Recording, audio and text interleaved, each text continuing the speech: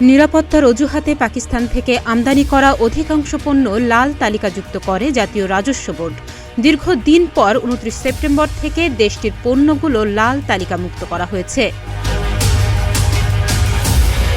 ২০০৯ সালে আওয়ামী লীগ রাষ্ট্রীয় ক্ষমতায় আসার পর থেকে পাকিস্তানের সঙ্গে আমদানি রপ্তানি কার্যক্রম সীমিত হতে থাকে। গত ৫ আগস্ট শেখ হাসিনা সরকারের পতনের পর ফের দেশটির সঙ্গে সম্পর্ক স্বাভাবিক হতে শুরু করে। এরই পরিপ্রেক্ষিতে পাকিস্তানের অনুরোধে দেশটি থেকে আনা পণ্যগুলো লাল তালিকামুক্ত করার পদক্ষেপ নেয় অন্তর্বর্তীকালীন সরকার। জাতীয় রাজস্ব বোর্ডের দ্বিতীয় সচিব মোহাম্মদ আব্দুল কাইয়ুম স্বাক্ষরিত এ সংক্রান্ত আদেশে বলা হয়েছে, বাংলাদেশে পাকিস্তান থেকে আগত সব ধরনের পণ্য অ্যাসাইকুলা ওয়ার্ল্ড পদ্ধতির রেড লেন থেকে অবমুক্ত করা হয়েছে। শুধুমাত্র পাকিস্তানের পণ্যই এই রেড লেনে ছিল। ন্যাশনাল সিলেক্টিভিটি ক্রাইটেরিয়ার পরীক্ষায় উত্তীর্ণ হওয়ায় পণ্যগুলোকে রেড লেন থেকে অবমুক্ত করা হয়েছে।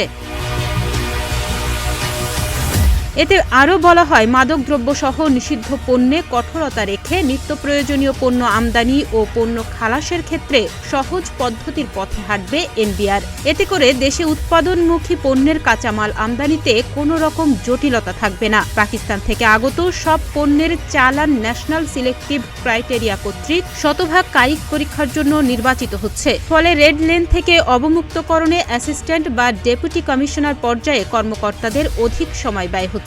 তাছাড়া কায়িক পরীক্ষায় উল্লেখযোগ্য কোনো ফলাফল পাওয়া যাচ্ছে না। বিধায় ঢাকা কাস্টমস হাউসকে ন্যাশনাল ক্রাইটেরিয়া থেকে অবমুক্ত রাখার জন্য বলা হয়েছে।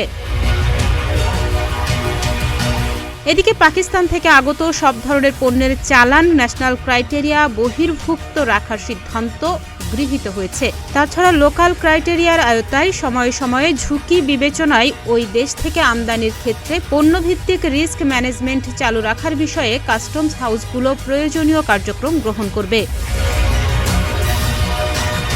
অন্যদিকে ব্যবসায়ীরা জানিয়েছেন, পাকিস্তান থেকে পণ্য আমদানিতে দাপ্তরিক যে জটিলতা আছে তা কেটে গেলে দেশে উৎপাদনমুখী কাঁচামাল আমদানি করা সহজ হবে। দেশে উৎপাদনমুখী পণ্যের কাঁচামাল হিসেবে পাকিস্তানি তুলা, সুতা ও কাপড়ের চাহিদা রয়েছে। দেশটির শিশু খাদ্য, জুস, কাটলারি ও অস্ত্রোপচার সরঞ্জামেরও বড় বাজার রয়েছে বাংলাদেশে।